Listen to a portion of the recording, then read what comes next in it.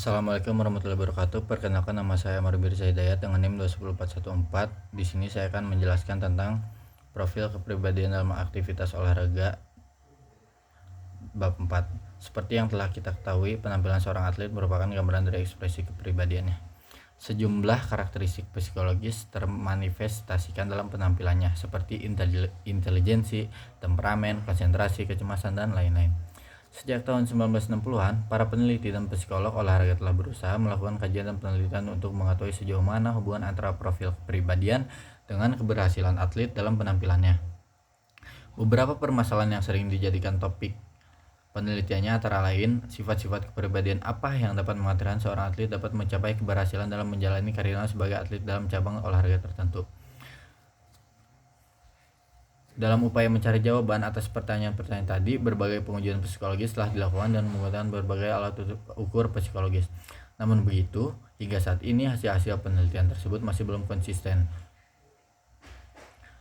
Selanjutnya, pengertian, batasan, dan karakteristik kepribadian.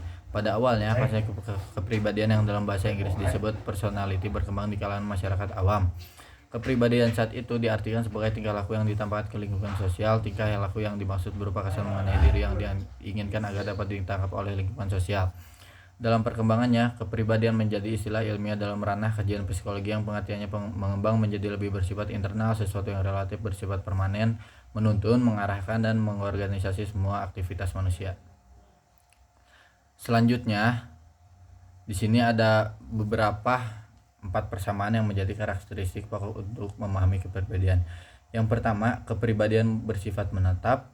Yang kedua, kepribadian bersifat umum. Yang ketiga, kepribadian bersifat khusus atau khas.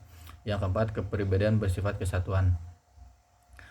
Merujuk kepada keempat karakteristik kepribadian seperti yang telah dijelaskan, maka kepribadian dapat diartikan sebagai suatu totalitas karakteristik individu yang menjabarkan pola-pola yang bersifat menetap dan khas dalam hal pikiran, perasaan, dan tingkah lakunya sekaligus membedakannya dengan orang lain. Selanjutnya di sini ada konsep dan teori kepribadian. Yang pertama, teori psikodinamik. Psikodinamik ini dikembangkan pertama kali oleh Sigmund Freud. Teori ini sering disebut juga teori psikoanalisis.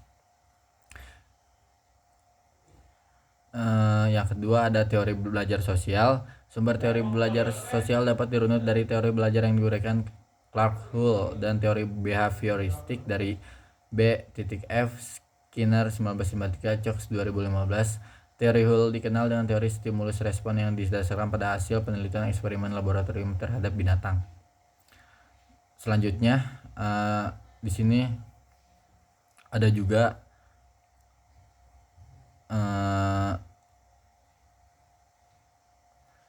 Albert Bandura dianggap sebagai ahli yang paling terkenal dalam pengembangan teori belajar sosial. Teorinya muncul karena ketidaksetujuannya terhadap teori behavioristik yang menganggap manusia sebagai mesin reaksi.